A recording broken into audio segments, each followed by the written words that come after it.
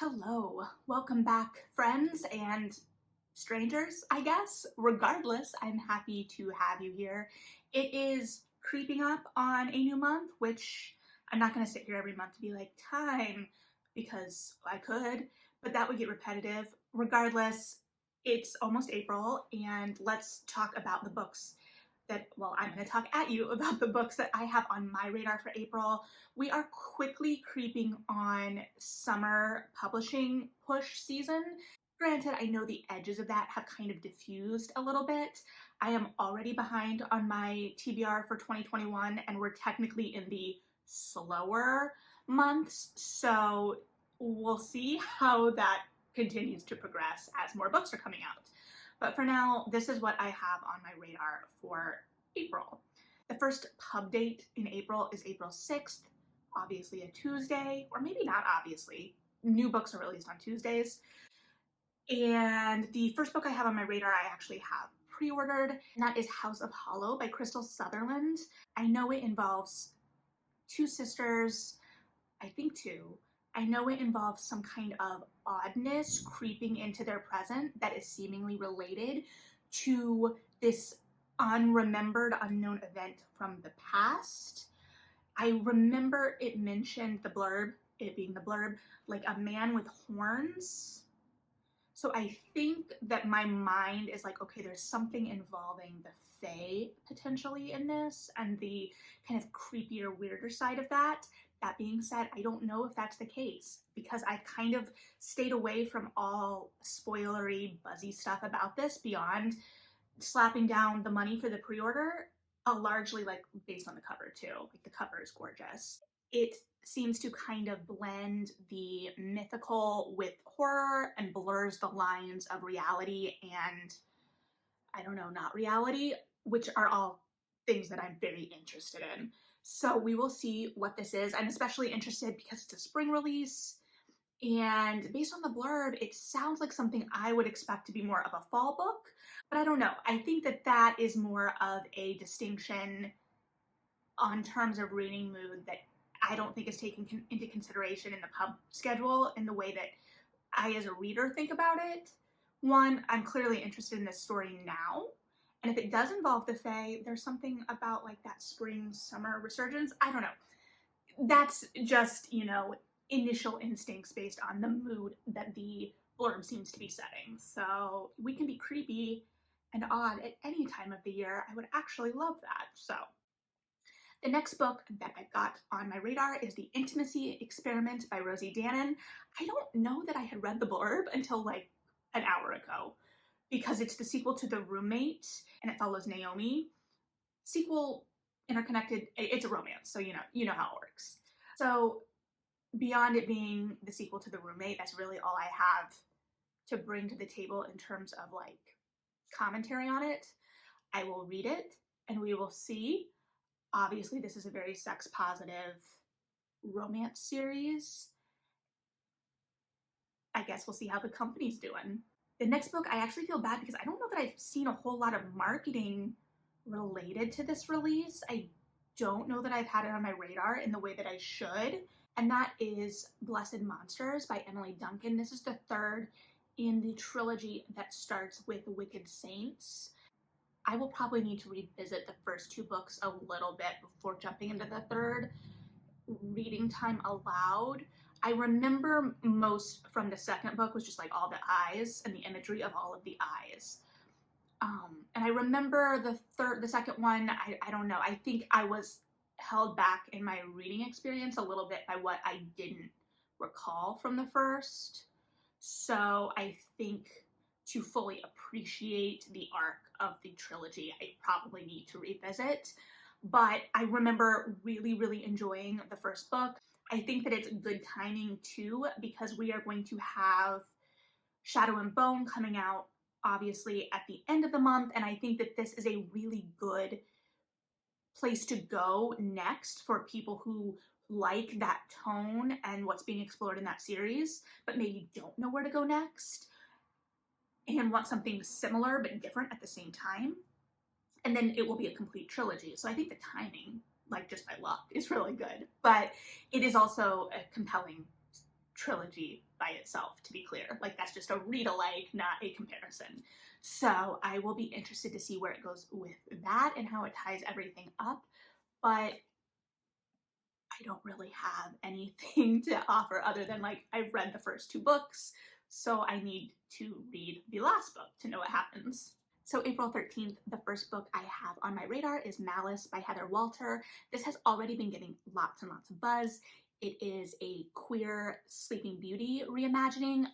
Full disclosure, I am college friends with the agent on this book, so I have been seeing a lot of buzz for this.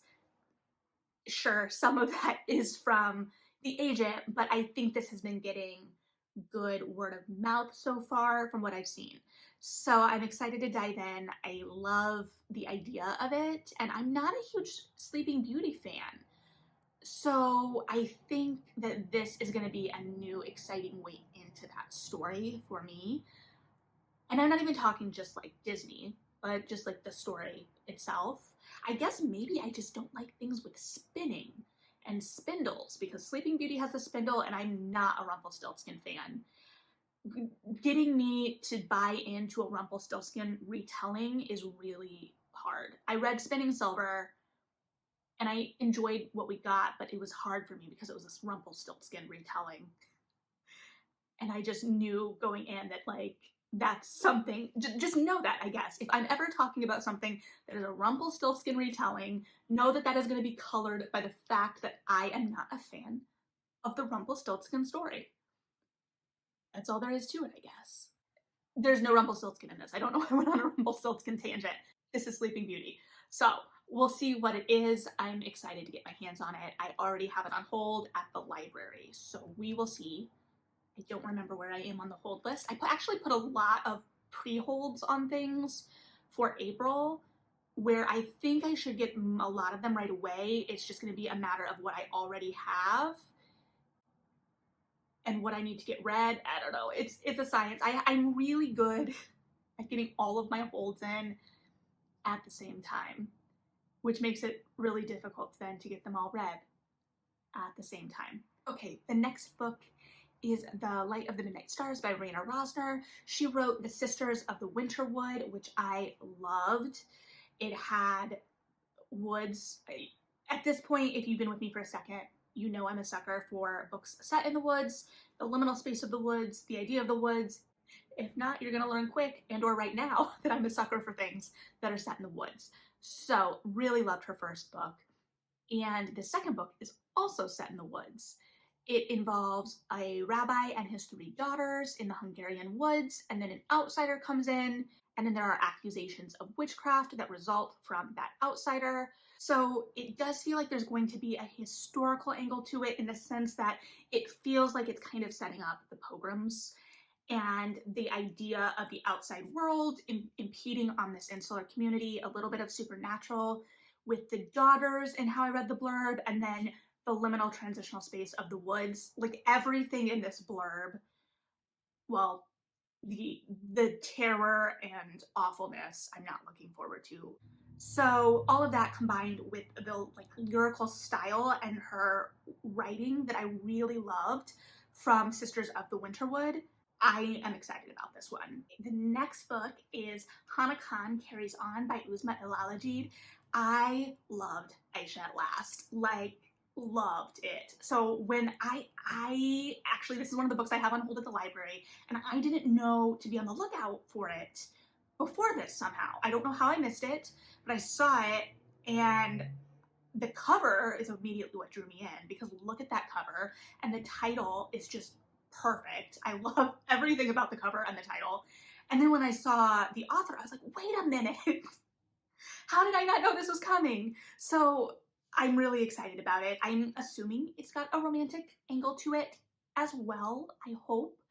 But it seems to follow, you know, a young woman who is both working at her family restaurant, and then there's a competing restaurant that moves in, and I'm sure we'll get something there. And then she also works at the like radio station.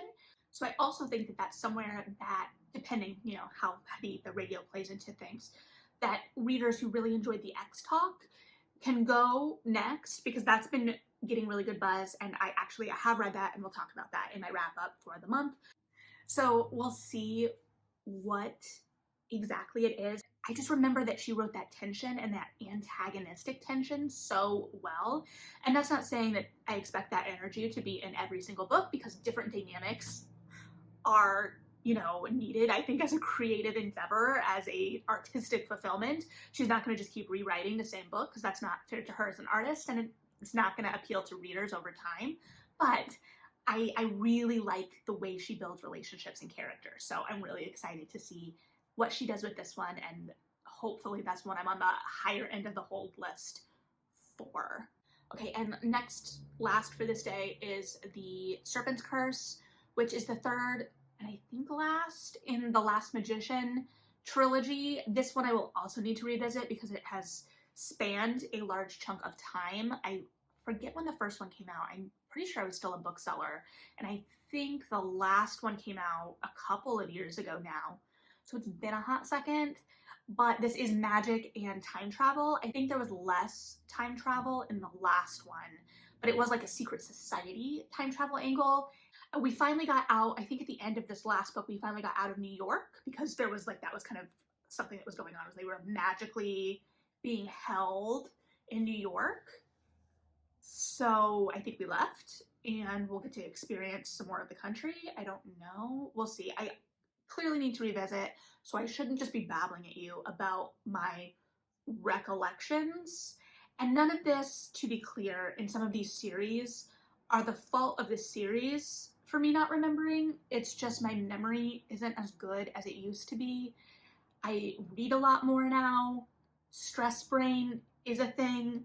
So I don't read a lot more now, in the sense that I'm still reading. I've always read a lot, but I'm older now, so by nature of that, I have exponentially read more, and there's more to remember and or not remember. So I need to go back and just freshen up.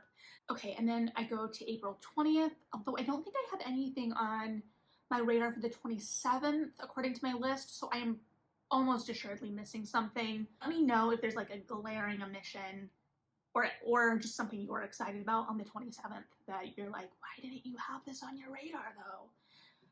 And I don't know why. So the first book on the 20th is Witches Steeped in Gold by Shannon Smart. I actually had to go back and confirm that this was coming out, because this one, like with the Gilded ones, I feel like I've seen on the internet for a while now, and I had to just remind myself it wasn't coming out for a hot second. The hot second is here. I can get excited now. So it's two young women. I think one is a princess, or the blurb calls her a queen's daughter, so I don't know if there's a distinction there. One is a prisoner, and I think that they are embarking on an assassination plot, or at least the blurb talks about taking down a mutual enemy. I don't know. It sounds great. The cover is stunning. That's how you sell books. It's just really stunning. And so I've been seeing buzz about it. I love the cover. I love the blurb. So I'm gonna read it. I don't know. That's what I got. Okay, the next book is Kate in Waiting by Becky Albertalli. This is the first book that we are getting, I think, outside the Simonverse in a while for her. So I'm really excited to see what she does. And it seems to be living in that theater space that I really enjoy her doing. And not purely from a selfish standpoint, because she mentions a dramaturg in Leah on the Offbeat, but that's definitely part of it. So she just gets theater kids. She gets theater kids. And it sounds like it involves two theater besties that are very close, and then a new guy comes into town and they both have a crush on him. So both those crushes and how that tests their friendship, and also theater crushes are a whole different thing. I'm excited to see her write outside of the Simonverse. Not that I don't love the Simonverse, but I'm interested to see what she's gonna do elsewhere. Or maybe it will be parallel, I don't know.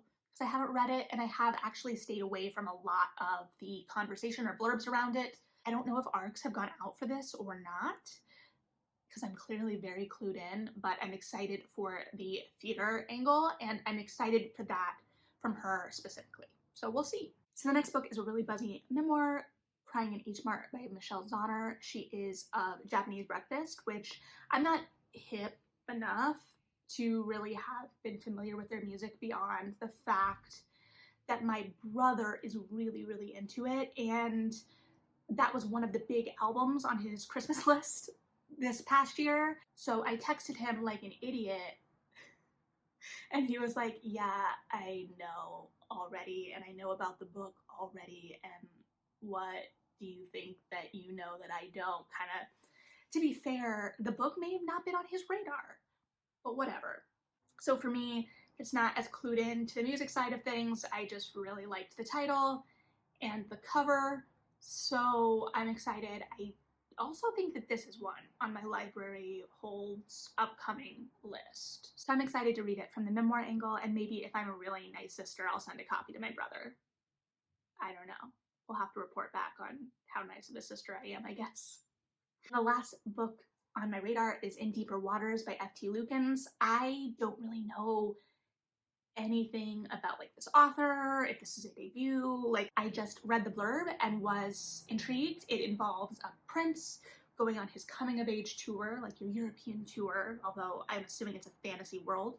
And on his ship there's like a prisoner or a stowaway, I don't know, that he befriends. And then when he gets on dry land, he sees that guy again, and then he gets captured by pirates. So I have expectations of where I think this is going, and we'll see if they play out, but I'm intrigued. And as we know from Shadow and Bone, I do appreciate a good sassy pirate. So we will see what we get. So yeah, I feel like my April energy was a little bit more frazzled, so I apologize. I don't like not having anything for the 27th. That makes me feel like I'm missing something. But we'll see. Let me know what I'm missing. If you know what I'm missing, let me know what you're excited about. If you're excited about things I haven't mentioned, if there are things about the books that I have mentioned that you're excited about that I didn't talk about, and you're like, why didn't you mention that really exciting part though? So I would say, looking ahead, May is going to be a lot, and I think we're going to start going into overdrive of summer publishing season. So I would say take the time to read these books now, because I don't want them to get lost in the shuffle of things. So that's, to me, as much as to anyone. We'll see how successful I am. But yeah, in the meantime, have a good one. Thanks for hanging out. I appreciate it. If you are still here, read something good, and yeah, bye.